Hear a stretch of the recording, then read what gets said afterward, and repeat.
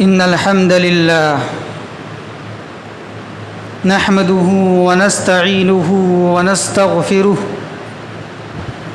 ونعوذ بالله من شرور أنفسنا ومن سيئات أعمالنا من يهده الله فلا مضل له ومن يضلله فلا هادي له وأشهد أن لا إله إلا الله وحده لا شريك له وأشهد أن محمدًا عبده ورسوله فأعوذ بالله من الشيطان الرجيم بسم الله الرحمن الرحيم يا أيها الذين آمنوا اتقوا الله حق تقاته ولا تموتن إلا وأنتم مسلمون يا أيها الناس اتقوا ربكم الذي خلقكم من نفس واحدة وخلق منها زوجها وبث منهما رجالا كثيرا ونساء واتقوا الله الذي تساءلون به والأرحام إن الله كان عليكم رقيبا يا أيها الذين آمنوا اتقوا الله وقولوا قولا سديدا يصلح لكم أعمالكم ويغفر لكم ذنوبكم ومن يطع الله ورسوله فقد فاز فوزا عظيما أما بعد فإن أحسن الكلام كلام الله وخير الهدى هدي محمد صلى الله عليه وسلم وشر الأمور محدثاتها وكل محدثة بدعة وكل بدعة ضلالة وكل ضلالة في النار قال الله تبارك وتعالى في القرآن المجيد والفرقان الحميد فأعوذ بالله من الشيطان الرجيم بسم الله الرحمن الرحيم قل لن يصيبنا إلا ما كتب الله لنا هو مولانا وعلى الله فليتوكل المؤمنون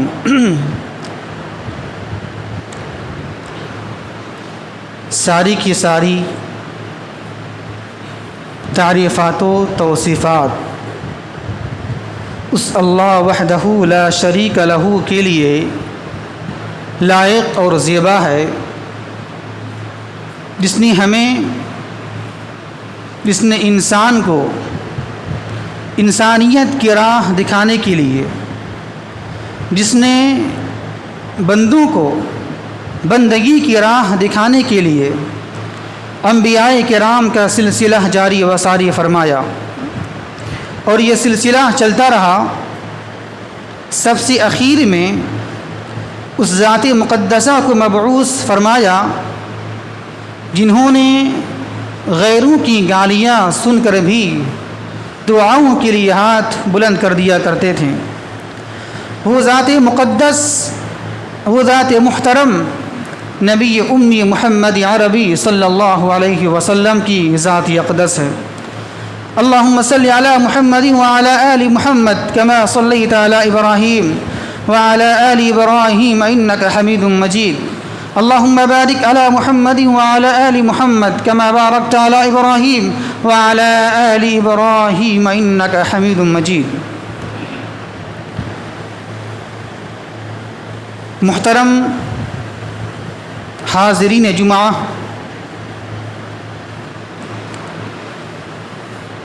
پچھلی ہفتے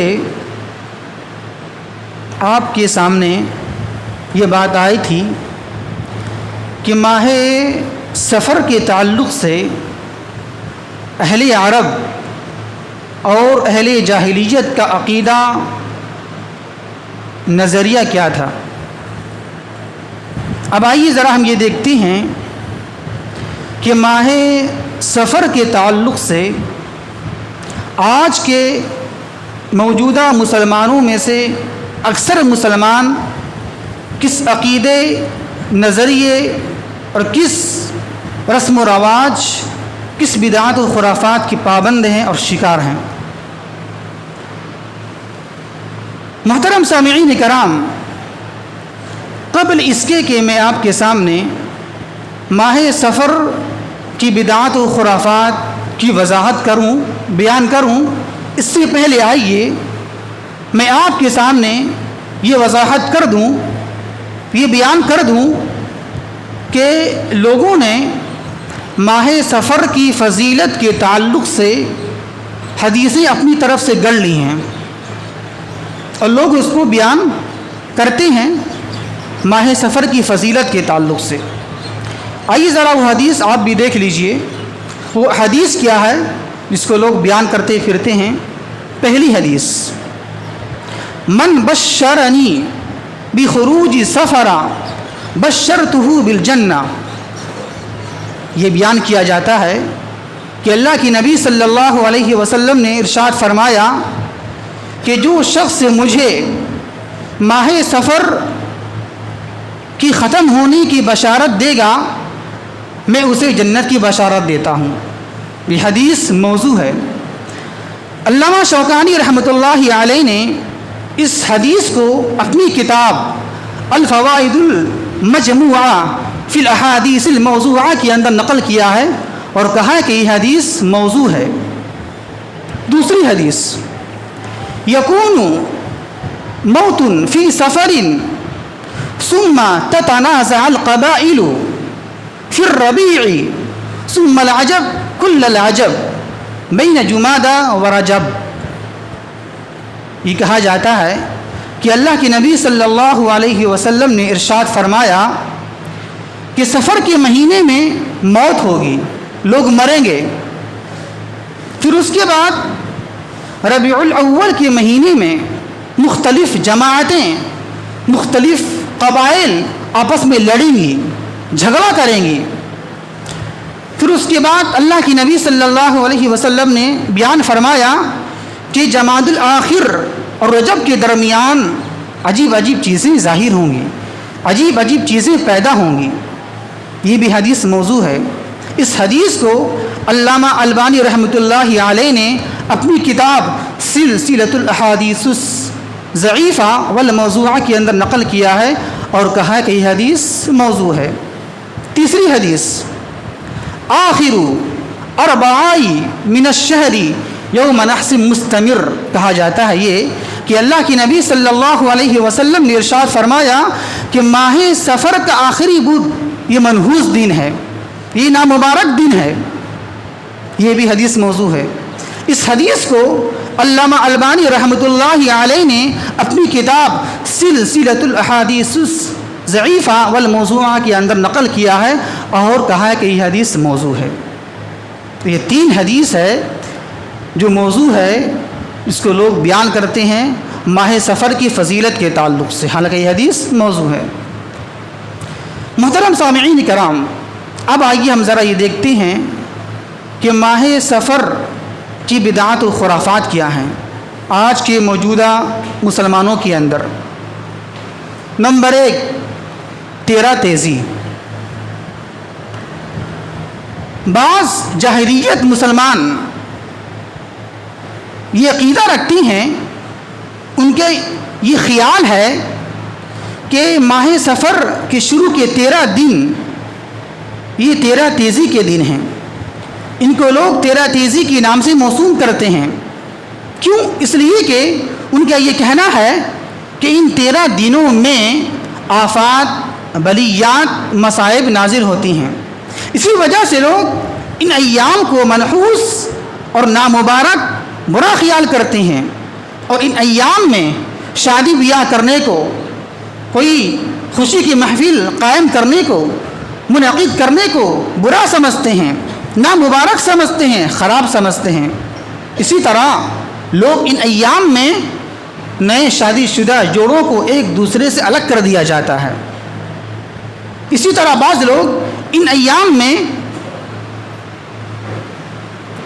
نئے گھر کی تعمیر کرنا، نئی دکان کی افتتاح کرنا، گھروں کا تبادلہ کرنا، یہ ساری چیز سے ڈرتے ہیں، گھبراتے ہیں، اس کو منحوس اور برا سمجھتے ہیں۔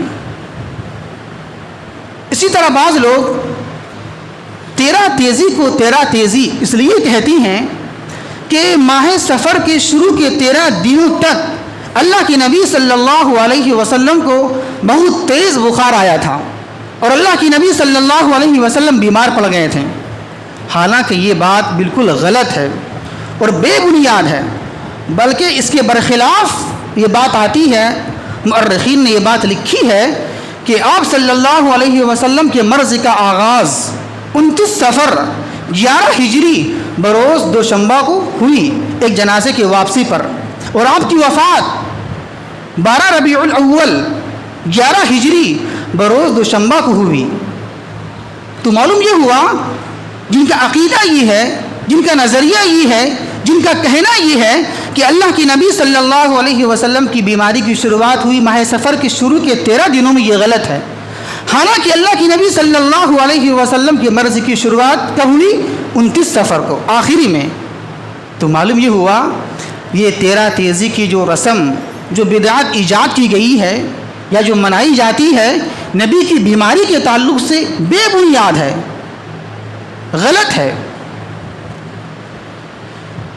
لیکن اگر بالفرض مان بھی لیا جائے، چلو مان لیتے ہیں ذرا سا دیر کے لیے، اگر مان بھی لیا جائے کہ واقعی میں نبی کی بیماری کی وجہ سے، نبی کی مرض کی وجہ سے ماہ سفر کا مہینہ منحوس ہو گیا، تو آپ کو یہ ماننا پڑے گا کہ ربیع الاول کا مہینہ اس سے زیادہ منحوس ہے، کیونکہ 12 ربیع الاول کی تاریخ کو اللہ کے نبی صلی اللہ علیہ وسلم کی وفات ہوئی، تو آپ کو ماہ سفر سے زیادہ ربیع الاول کو منحوس ماننا پڑے گا، کیونکہ اس مہینے میں، اس تاریخ کو اللہ کے نبی صلی اللہ علیہ وسلم کا انتقال ہوا، وفات ہوئی۔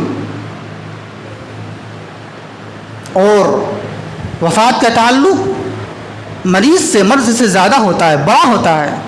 یہ مرض کم ہے لیکن کسی کا مر جانا یہ زیادہ بڑا معاملہ ہے۔ تو اللہ کی نبی صلی اللہ علیہ وسلم کی وفات کب ہو رہی ہے؟ ربیع الاول کے مہینے میں، تو آپ کو اس سے بھی زیادہ منحوس ماننا پڑے گا۔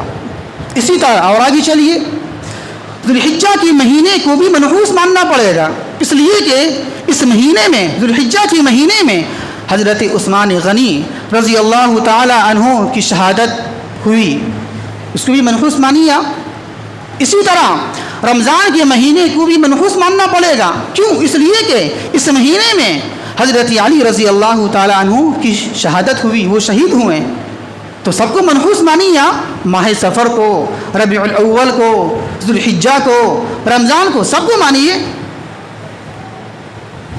تو اسی طرح اگر سارے انبیاء، سارے صحابہ، صالحین کی وفات کے دن کو یا کسی کی شہادت کے دن کو لے لیا جائے، تو پھر کوئی بھی دن، کوئی بھی رات، کوئی بھی سال، کوئی بھی مہینہ، بلکہ کوئی بھی وقت مبارک نہیں ہوگا، سب کو منحوس ماننا پڑے گا آپ کو، سب کو، کیونکہ کوئی بھی دن رات خالی نہیں کسی کی وفات سے، کسی کی شہادت سے۔ تو کیا ہر دن، ہر رات، ہر مہینہ، ہر سال نامبارک ہے، منحوس ہے؟ تو نہیں، ایسا صحیح نہیں ہے یہ، اس لیے کہ رات اور دن کا بنانے والا، سال اور مہینے کا پیدا کرنے والا اللہ رب العزت ہے۔ تو اگر ہم کسی بھی دن کو، کسی بھی مہینے کو، کسی بھی سال کو منحوس سمجھتے ہیں، برا سمجھتے ہیں، تو اس کا مطلب یہ ہے ہم اللہ تبارک و تعالیٰ کو تکلیف دے رہے ہیں، ایذا دے رہے ہیں۔ بخاری شریف کی ایک حدیث قدسی ہے، حدیث نمبر 4826، اللہ کے نبی صلی اللہ علیہ وسلم بیان فرماتے کہ اللہ بیان کرتا ہے، حدیث قدسی ہے، قال اللہ عز وجل، کیا ہے؟ قال اللہ عز وجل یوزینی ابن آدم یسب الدہر وانا الدہر بیاد الامر اقلب اللیل والنہار۔ حدیث قدسی ہے، اللہ کے نبی نے فرمایا کہ اللہ تبارک و تعالی یہ کہتا ہے کہ ابن آدم مجھے تکلیف دیتا ہے، مجھے پریشان کرتا ہے۔ کیسے؟ وہ اس طرح پریشان کرتا ہے، تکلیف دیتا ہے اللہ تبارک و تعالی کو یہ کہہ کر کہ زمانے کو برا بھلا بولتا ہے۔ زمانے سے مراد رات دن، سال مہینہ، اس کو آدمی برا بھلا کہتا ہے۔ تو زمانے کو برا بھلا کہنا، رات دن، سال مہینے کو برا بھلا کہنا اللہ کو تکلیف دینے کے برابر ہے۔ حالانکہ اللہ فرماتا ہے وَأَنَا الدَّهْرُ، میں ہی زمانہ ہوں، میں ہی زمانے کو بدلتا ہوں، رات دن کو بدلتا ہوں، وَأُقَلِّبُ اللَّيْلَ وَالنَّهَارَ، میں ہی رات دن کو بدلنے والا ہوں۔ تو اس سے پتہ یہ چلا کہ کسی بھی دن کو، کسی بھی رات کو، کسی بھی سال کو، کسی بھی مہینے کو برا بھلا کہنا اللہ کو تکلیف دینے کے برابر ہے۔ اگر واقعی میں اگر مان لیا جائے کوئی بھی مہینہ منحوس ہوتا، اگر مان لیا جائے تو ضرور اللہ کے نبی یا اللہ تبارک و تعالی اس کی وضاحت کر دیتے ہیں، اس کی تشریح کر دیتے ہیں، جیسا کہ اللہ کے نبی صلی اللہ علیہ وسلم نے وضاحت کیا ہے۔ کیا وضاحت کیا ہے؟ بخاری شریف کتاب التفسیر کی حدیث ہے، اللہ کے نبی صلی اللہ علیہ وسلم نے ارشاد فرمایا کہ اسلامی سال کے 12 مہینوں میں سے 4 مہینے حرمت والے ہیں۔ وضاحت کر دیا کہ نہیں کیا؟ ذوالقعدہ، ذوالحجہ، محرم، ایک رجب۔ اگر واقعی میں ایسا ہوتا، کوئی سال کوئی مہینہ منحوس ہوتا تو اللہ کے نبی وضاحت کر دیتے۔ تو اس سے پتہ ہی چلا وضاحت کا نہ ہونا، تشریح کا نہ ہونا اس بات کی دلیل ہے کہ کوئی بھی دن، کوئی بھی مہینہ، کوئی بھی سال منحوس اور نامبارک نہیں ہے۔ یہ ہے پہلی بدعت، 13 تیزی۔ نمبر 2، دوسری بدعت، ماہ سفر کے بدعات میں سے ایک بدعت یہ بھی ہے کہ ماہ سفر کی آخری بدھ کو یوم غسل صحت منانا۔ کیا مطلب؟ یعنی لوگوں کا عقیدہ یہ ہے، یہ ماننا یہ ہے کہ ماہ سفر کی آخری بدھ کو اللہ کے نبی صلی اللہ علیہ وسلم اپنی بیماری سے شفا یاب ہوئے تھے، اپنی بیماری سے صحت یاب ہو گئے تھے۔ تو لوگ اسی وجہ سے ماہ سفر کی آخری بدھ کو یوم غسل صحت مناتے ہیں، یعنی لوگ نہا دھو کر باہر نکلتے ہیں، خوشیاں مناتے ہیں، جلوس نکالتے ہیں اور ہریالی مقامات پر چلنے کے لیے تفریحی جگہ پر جاتے ہیں اور وہاں ٹہلتے ہیں، چہل قدمی کرتے ہیں اور مختلف قسم کے پکوان پکا کر کھاتے ہیں، مٹھائیاں تقسیم کرتے ہیں، صدقات و خیرات کرتے ہیں اور سمجھتے کیا یہ سنت ہے۔ چونکہ اللہ کے نبی صلی اللہ علیہ وسلم نے ان کے عقیدے کے مطابق اس دن بیماری سے شفا ملی اور شفا پانے کی وجہ سے اللہ کے نبی صلی اللہ علیہ وسلم نے یوم غسل صحت منایا، غسل کیا اور غسل کرنے کے بعد سیر و سیاحت کے لیے، تفریح کے لیے اللہ کے نبی صلی اللہ علیہ وسلم شہر سے باہر تشریف لے گئے اور ٹہلا، گھوما۔ تو لوگ اسی وجہ سے اس کو مناتے ہیں، اس دن خوشیاں مناتے ہیں، ٹہلتے ہیں، چہل قدمی کرتے ہیں۔ اس کو بولتے ہیں یوم غسل صحت منانا۔ حالانکہ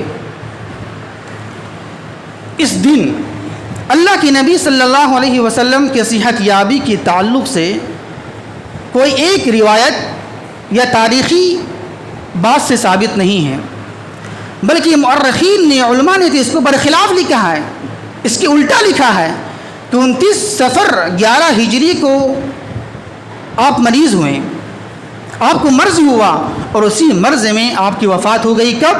اگلا مہینہ 12 ربیع الاول کے دن۔ تو پھر آپ صحت یاب کب ہوئے؟ آخر صحت یاب کب ہوئے؟ جب اللہ کے نبی صلی اللہ علیہ وسلم کی بیماری کی شروعات کب ہو رہی ہے؟ 29 صفر 11 ہجری کو، اور اگلا مہینہ اسی کے بعد ربیع الاول کے 12 تاریخ کو آپ کی وفات ہو گئی۔ تو پھر اب صحت یاب ہوئے کب؟ تو معلوم یہ ہوا یوم غسل صحت منانا، خوشیاں منانا، ٹہلنا، چہل قدمی کرنا، مختلف قسم کے کھانا بنانا اور صدقات و خیرات کرنا، یہ سب کے سب بے بنیاد اور باطل ہیں۔ جیسا کہ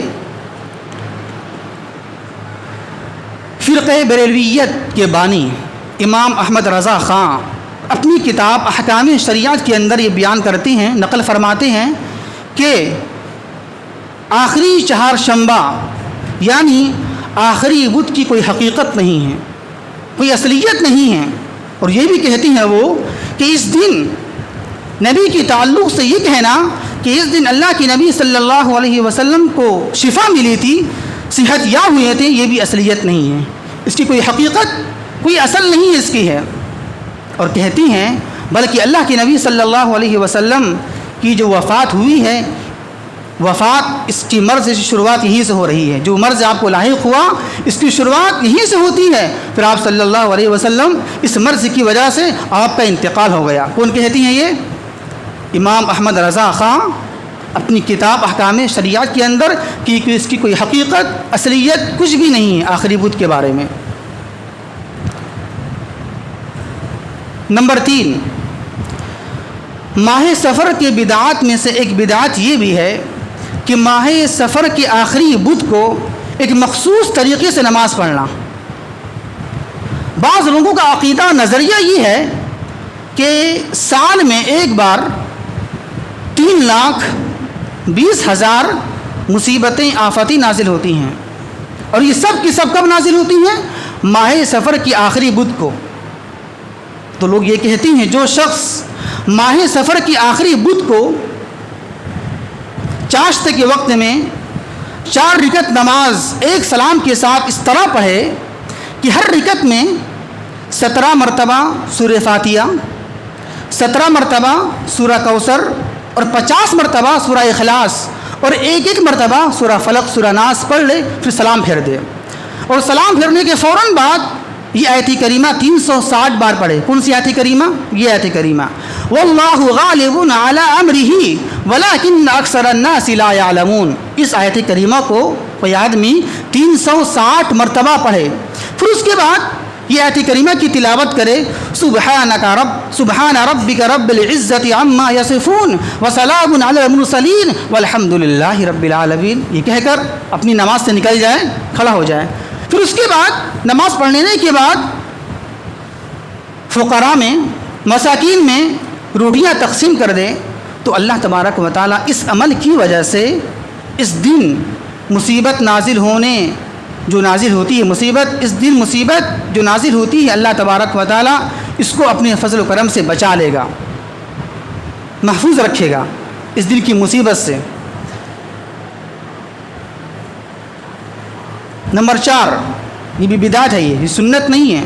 نمبر 4، ماہ سفر کی بدعات میں سے ایک بدعت یہ بھی ہے کہ لوگ ماہ سفر کی آخری میں مغرب اور عشاء کے درمیان مسجدوں میں جمع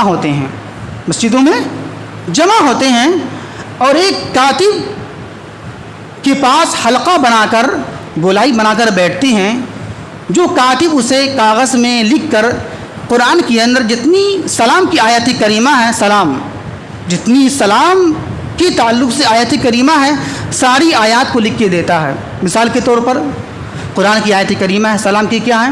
سلام قولا من رب الرحیم، شروع سلامتی سے ہو رہا ہے نا، سلام قولا من رب الرحیم، سلام علی نوح فی العالمین، سلام علی ابراہیم، سلام علی الیاسین، سلام علی موسیٰ و ہارون، وسلام علی المرسلین والحمد للہ رب العالمین، سلام ہی حتی مطلع الفجر، سلام علیکم طبتم فادخلوها خالدین۔ یعنی جتنی بھی آیت کریمہ ہے سلام کے تعلق سے ایک شخص کاغذ کے ٹکڑے میں لکھ کے دیتا ہے، اور لوگ اس کاغذ کو پانی میں ڈال دیتے ہیں، پھر اسے پیتے ہیں، اس عقیدے کے ساتھ کہ مصیبتیں بلائیں ختم ہو جائیں گی، اور لوگ اس پانی کو ہدیتاً تحفتاً بھیجتے ہیں رشتہ داروں میں، یہ بھی بدعت ہے۔ نمبر 5، ماہ سفر کی بدعات میں سے ایک بدعت یہ بھی ہے کہ لوگ ماہ سفر کی 25 تاریخ کو جب اپنی کسی کام سے فارغ ہوتے ہیں تو ڈائری میں لکھتے ہیں، کاپی میں لکھتے ہیں کہ اچھا ہوا میرا یہ کام اس ماہ سفر کی 25 تاریخ کو ختم ہو گیا، اچھا ہوا میرا مکمل یہ کام ہو گیا۔ یہ بھی ایک بدعت ہے، مطلب یہ کہ وہ اس ماہ کو منحوس سمجھ رہے ہیں، چلو اچھا ہوا کام یہ ختم میرا ہو گیا۔ نمبر 6، ماہ سفر کی بدعات میں سے ایک بدعت یہ بھی ہے کہ بعض مسلم خواتین اس مہینے کو 13 تیزی کے، اس پورے مہینے کو 13 تیزی کے نام سے جانتی ہیں اور اس کو منحوس نامبارک سمجھتی ہیں، اور اس مہینے میں چنا ابال کر صدقات و خیرات کرتی ہیں آفت بلیات سے بچنے کے لیے۔ نمبر 7، ماہ سفر کی بدعات میں سے ایک بدعت یہ بھی ہے کہ اس مہینے میں مٹی کے برتن توڑ دیے جاتے ہیں، ضائع کر دیے جاتے ہیں، برباد کر دیے جاتے ہیں۔ نمبر 8، ماہ سفر کی بدعات میں سے ایک بدعت یہ بھی ہے کہ لوگ ماہ محرم اور ماہ سفر میں خوشیاں اس لیے نہیں مناتی ہیں، ان کی عقیدے کے مطابق کہ ماہ محرم میں حضرت حسین رضی اللہ تعالیٰ عنہ کی شہادت ہوئی اور ماہ سفر میں حضرت حسن رضی اللہ تعالیٰ عنہ کی انتقال ہوا، ان کے عقیدے کے مطابق۔ تو اس لیے اس مہینے میں وہ لوگ خوشیاں نہیں مناتے ہیں، ماہ محرم میں اور ماہ سفر میں۔ تو لہٰذا اسی طرح بہت سارے شرک و بدعات ہیں، خرافات ہیں، رسم و رواج ہیں جو لوگ اپنے اپنے علاقے اور شہر کے لحاظ سے انجام دیتے ہیں، اور بھی بہت سارے بدعات و خرافات ہیں، یہ مختصر میں ہیں، لیکن اکثر جو مشہور ہیں وہ آپ کے سامنے ہم نے بیان کر دیا تفصیل کے ساتھ۔ اور بھی اس کے علاوہ ہیں جہاں جہاں لوگ رہتے ہیں محلے شہر کے لحاظ سے جو وہاں چلتا ہے بدعات و خرافات وہ انجام دیتے ہیں لوگ۔ تو یہ ہے ماہ سفر کی بدعات و خرافات۔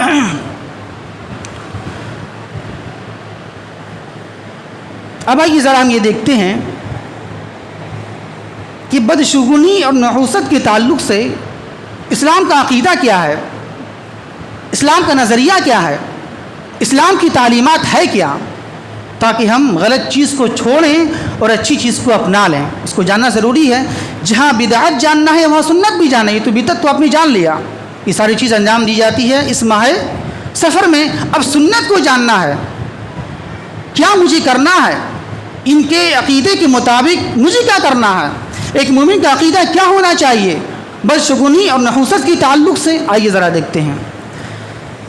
تو اس تعلق سے سب سے پہلی بات تو یہ ہے کہ نحوست بدشگونی لینا یہ کفریہ عمل ہے۔ ابو داؤد کی حدیث ہے، حضرت عبداللہ ابن مسعود رضی اللہ تعالیٰ عنہ بیان فرماتے ہیں کہ اللہ کے نبی صلی اللہ علیہ وسلم نے ارشاد فرمایا، الطیرۃ شرکن، الطیرۃ شرکن ثلاثا، یعنی اللہ کے نبی صلی اللہ علیہ وسلم نے 3 بار کہا کیا، الطیرۃ شرکن، الطیرۃ شرکن، الطیرۃ شرکن ثلاثا، کہ بدشگونی لینا، نحوست لینا یہ شرک ہے، یہ شرکی عمل ہے۔ اسی طرح مسند احمد کی حدیث ہے، حضرت عبداللہ ابن عمر رضی اللہ تعالیٰ عنہ بیان فرماتے ہیں کہ اللہ کے نبی صلی اللہ علیہ وسلم نے ارشاد فرمایا کہ من ردت الطیرۃ من حاجۃ فقد اشرک، کہ جس شخص کو بدشگونی نحوست کسی کام سے روک دے، حاجت پوری کرنے سے روک دے، تو اس نے گویا شرک کیا۔ تو شرکی عمل ہے، کفری عمل ہے۔ اسی طرح اللہ تبارک و تعالی بیان فرماتا ہے سورۃ الاعراف میں قوم فرعون کے تعلق سے، وَإِن تُصِبْهُمْ سَيِّئَةٌ يَطَّيَّرُوا بِمُوسَىٰ وَمَن مَّعَهُ، کہ جب بھی کوئی مصیبت، کوئی پریشانی قوم فرعون کے پاس پہنچتی تو قوم فرعون موسیٰ علیہ السلام اور اس کے ساتھیوں کو منحوس سمجھتے ہیں کہ اس کی وجہ سے مجھے مصیبت آ رہی ہے۔ اسی طرح اللہ فرماتا ہے سورۃ النمل میں قوم سمود کے تعلق سے کہ قوم سمود نے اپنے نبی حضرت صالح علیہ السلام سے کہا، قالوا اطیرنا بک وبمن معک، کہ اے نبی، اے صالح، ہم تجھے اور تیرے ساتھیوں کو منحوس سمجھتے ہیں، نامبارک سمجھتے ہیں، یعنی تیری وجہ سے پریشانی آ رہی ہے ہمارے پاس۔ تو سب سے پہلی بات تو یہ ہے، نحوست یہ کفریہ شرکی عمل ہے۔ اس تعلق سے دوسری بات یہ ہے کہ ایک مومن کا عقیدہ یہ نظریہ ہونا چاہیے کہ ایک انسان جو بھی عمل کرتا ہے یا آئندہ کرے گا، اللہ تبارک و تعالیٰ نے ان ساری چیز کو اس کے ظاہر ہونے سے پہلے ہی لکھ دیا ہے لوح محفوظ میں۔ محض کسی چیز کو دیکھنے سے یا کسی مہینے سے یا کسی سال سے اس کا تعلق نہیں ہے۔ اللہ فرماتا ہے سورۃ الحدید میں، ما اصاب من مصیبت فی الارض ولا فی انفسکم الا فی کتاب من قبل ان نبرأها ان ذلک علی اللہ یسیر، کہ جو بھی مصیبتیں، جو بھی پریشانیاں، بلائیں، آفتیں نازل ہوتی ہیں اس زمین کے اوپر یا تمہاری جان کے اندر، یہ سب کے سب ہم نے لکھ دیا ہے اس کے ظاہر ہونے سے پہلے۔ کہاں لکھا ہے؟ لوح محفوظ کے اندر۔ سب لکھ دیا ہے اور یہ کام میرے لیے آسان ہے۔ اور اللہ آگے بیان فرماتا ہے لِكَيْ لَا تَأْسَوْا عَلَى مَا فَاتَكُمْ وَلَا تَفْرَحُوا بِمَا آتَاكُمْ، ہم نے اس لیے لکھ دیا ہے تاکہ تم افسوس نہ کرو جب تم سے کوئی چیز چھوٹ جائے، فوت ہو جائے، ختم ہو جائے تو اس چیز کے چھوٹنے کی بنا پر افسوس نہ کرو، غم نہ کرو۔ وَلَا تَفْرَحُوا بِمَا آتَاكُمْ، یا جو چیز تمہیں مل جائے تو اس کی ملنے پر اتراؤ مت، خوشی مت اڑاؤ اتنا زیادہ کہ آپے سے باہر ہو جاؤ۔ تو پتہ یہ چلا کہ خوشیاں کا ملنا، مصیبتوں کا ملنا، یہ اللہ نے پہلے ہی لکھ رکھا ہے، کہاں؟ لوح محفوظ کے اندر۔ اس کی تائید ایک حدیث سے ہو جاتی ہے، مسلم شریف کتاب القدر کی روایت ہے۔ اللہ کے نبی صلی اللہ علیہ وسلم نے ارشاد فرمایا قدر اللہ المقادیر، کیا ہے؟ قدر اللہ المقادیر قبل ان يخلق السماوات والارض ب50 الف سنہ، کہ اللہ تبارک و تعالی نے زمین و آسمان کی پیدائش سے 50,000 سال پہلے اللہ تبارک و تعالی نے تمام کی تقدیرات کو لکھ دیا ہے، کیا ہونے والا ہے، نہیں ہونے والا ہے، کس کے ساتھ پریشانیاں آئیں گی، کس کے ساتھ خوشیاں آئیں گی، ان تمام چیزوں کو اللہ تبارک و تعالی نے لوح محفوظ میں لکھ رکھا ہے۔ محض کسی مہینے کی وجہ سے پریشانیاں نہیں آتی ہیں، اللہ نے لکھ دیا ہے، مصیبتیں آ رہی ہیں یا خوشحالی آ رہی ہیں۔ اس تعلق سے تیسری بات یہ ہے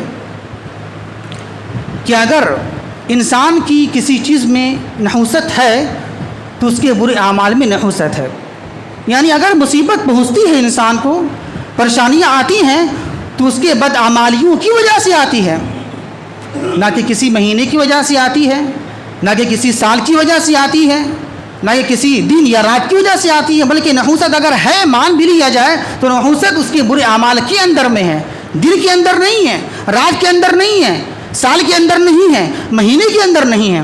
اللہ فرماتا ہے سورۃ الشورى کے اندر میں وَمَا أَصَابَكُم مِّن مُّصِيبَةٍ فَبِمَا كَسَبَتْ أَيْدِيكُمْ وَيَعْفُو عَن كَثِيرٍ، سن لو اے انسان، تمہارے پاس جو بھی مصیبتیں، بلائیں، آفات آتی ہیں تمہارے اعمالیوں کا نتیجہ ہے، تمہارے بدکاریوں کا نتیجہ ہے۔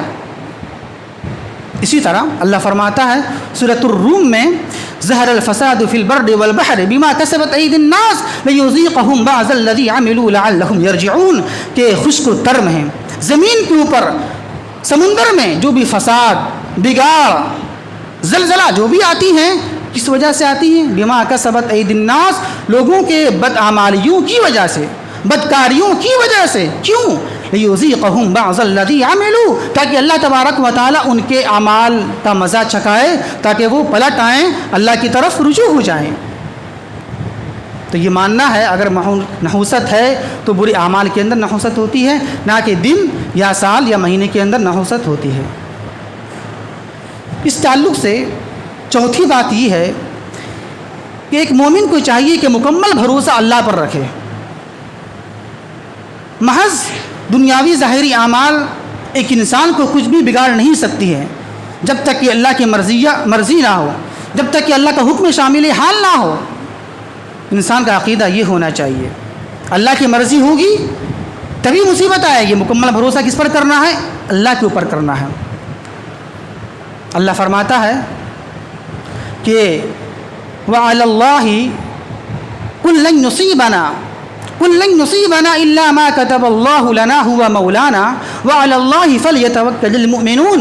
اے میرے محبوب صلی اللہ علیہ وسلم، آپ یہ کہہ دیجئے کہ ہمیں مصیبت، پریشانیاں نہیں پہنچتی ہیں، نہیں آتی ہیں، مگر اتنا ہی جتنا کہ اللہ نے لکھ دیا ہے تقدیر میں، اتنا ہی آئے گا، اس سے زیادہ نہیں آ سکتی ہے۔ اسی طرح ترمذی کی حدیث ہے، اللہ کے نبی صلی اللہ علیہ وسلم نے ارشاد فرمایا اے لوگو سن لو، اگر دنیا کے سارے لوگ ایک طرف ہو جائیں، مل جائیں اور تمہیں کوئی فائدہ پہنچانا چاہیں تو فائدہ نہیں پہنچا سکتے مگر اتنا جتنا کہ اللہ نے تقدیر میں لکھ دیا ہے۔ اور اے لوگوں سن لو، اگر دنیا کے سارے لوگ ایک طرف ہو جائیں اور تمہیں کوئی نقصان پہنچانا چاہیں، تکلیف دینا چاہیں تو نقصان نہیں پہنچا سکتی ہیں مگر اتنا ہی جتنا کہ اللہ نے تقدیر میں لکھ دیا ہے، تمہارے تقدیر میں لکھ دیا ہے، اتنا ہی مصیبت یا پریشانی آئیں گی، اس سے زیادہ نہیں آ سکتی ہیں۔ اس تعلق سے پانچویں بات یہ ہے کہ اگر کبھی کبھار ایک مومن اچھا عقیدہ والا کبھی کبھار بدخیالی میں بد احتیاطی میں اگر نحوست پکڑ بھی لے کسی چیز سے بدشگونی لے بھی لے تو اس کا کفارہ یہ کہ دعا کر لے، وہ دعا پڑھ لے۔ انجانے میں نحوست لے لیا لیکن وہ مومن ہے، اس کا عقیدہ اچھا ہے، نظریہ اچھا، لیکن بدخیالی میں بد احتیاطی میں اس کا ذرا سا کچھ لے لیا کسی وجہ سے، تو کفارہ کیا ہے؟ اس کا کفارہ یہ کہ دعا پڑھ لے۔ مسند احمد کی حدیث میں ہے اللہ کے نبی صلی اللہ علیہ وسلم نے ارشاد فرمایا کہ دعا پڑھ لے آدمی، کیا دعا پڑھ لے؟ اللہم لا خیر الا خیرک ولا طیر الا طیرک ولا الہ غیرک۔ اس کا ترجمہ یہ ہے کہ اللہ ساری کی ساری بھلائی تیرے ہاتھ میں ہے، تیرے قبضے میں ہے، ولا طیر الا طیرک، یہ اللہ ساری نحوست تیرے قبضے میں ہے، تیرے ہاتھ میں ہے، ولا الہ غیرک، اے اللہ تبارک و تعالی تیرے سوا کوئی معبود برحق نہیں ہے۔ تو اگر کبھی آدمی نحوست پکڑ بھی لے غلطی سے، بدخیالی سے، بد احتیاطی سے، تو یہ دعا پڑھ لینا چاہیے انسان کو، اس کا کفارہ ادا ہو جائے گا، یہ گناہ ختم ہو جائے گا۔ اس تعلق سے چھٹی بات یہ ہے کہ اگر کوئی شخص انجانے میں نحوست پکڑتا ہے کسی بھی دن سے، کسی بھی رات سے، کسی بھی سال سے، کسی بھی مہینے سے، یا کسی آدمی کی وجہ سے، اس کی وجہ سے مجھے پریشانی آئی، اگر یہ نہ ہوتا تو پریشانی نہ آتی، اگر مگر چوں چیرا کسی کو بیچ میں لا کر یہ کہے اس کی وجہ سے مجھے ایسا ہو رہا ہے، تو یہ نحوست پکڑنا ہو گیا۔